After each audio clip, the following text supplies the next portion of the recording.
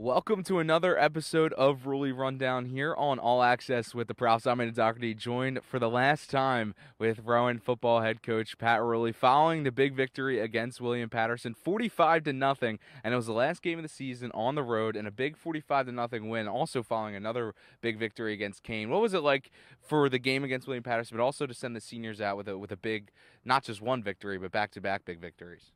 Yeah, it was awesome. The senior class, I can't say it enough, and I'll say it till I'm blue in my face.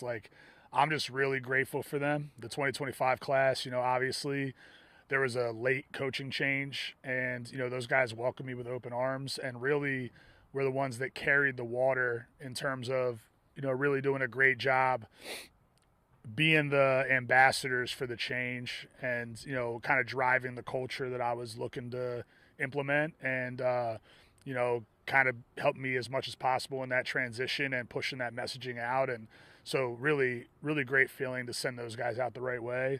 We didn't reach their ultimate goals, but I hope that they can feel, confident in knowing that, they left the program with a lot of positive momentum heading into the offseason. And now the team obviously finished the year 6-4 in your first year at the helm. 3 or 4 losses were to teams that made the NCAA playoffs, and they were all pretty close outside the one against Ursinus. How do you assess year one of you as the head coach? Now, last year Rowan 5-5, this year 6-4, but it felt like the momentum maybe shifted a little bit, despite maybe just a 1-win difference. Yeah, obviously, first time as a head coach, there were some things that I did anticipate that would have been things that first year or head coaches in general deal with. And then there were some transitional things that, definitely are still taking some time to get used to, not only being a head coach, but at a new institution where you're trying to navigate how things operate on a day-to-day operations perspective, on a bigger picture operations perspective, and, and really getting to try to know the roster and all at the same time trying to game plan teams and win football games on a week-to-week basis. So, a lot of stuff going on and, a lot of hours spent here this past fall and really all worth it for the bigger picture. And yeah, I think the cultural shift, and we're starting exit meetings with our guys, and I'm getting a lot of feedback on that. I mean, the cultural shift stuff is the thing that I'm most, proud of. I know we lost some close ones, but I mean, really, after that Ursinus game where we kind of got punched, right square in the face, and, our guys had to kind of eat a nice slice of humble pie there, and there were some come to Jesus conversations and a lot of honest and open conversation about what needs to change if we want to improve. And then really from there, every game we either won or, we're super competitive against the teams we lost to, who were all very good football teams. And yeah, it would have been nice to, snag one of those marquee wins against one of those playoff teams. But, ultimately super proud of the way the guys battled and continued to take coaching and, absorb the culture expectations that I'm looking to implement and going to continue to implement. And yeah, just looking forward to kind of carrying that momentum into this off season and have a big time recruiting cycle.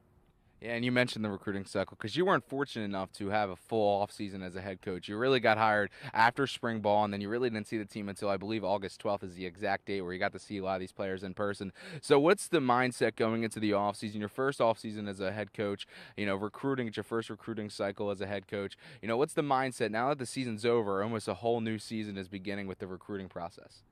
Yeah, the mindset is it's not too dissimilar to the season. I mean, we want to outwork our opponents, and especially in the state of New Jersey. Like as far as I'm concerned, we're going to own the state of New Jersey in recruiting.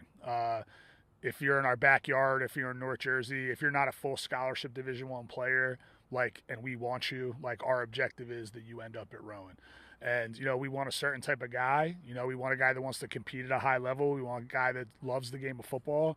We want a guy that sees the value in a great education, and he wants to get coached at a high level. And what I mean by that is, a guy that wants to be pushed to really exceed what he even believes to be, his full potential and develop guys. And I take a ton of pride in that. And the staff we've, kind of put together, I think is a group that does take a ton of pride in being detail oriented in how they coach, and we're going to develop guys at a high level.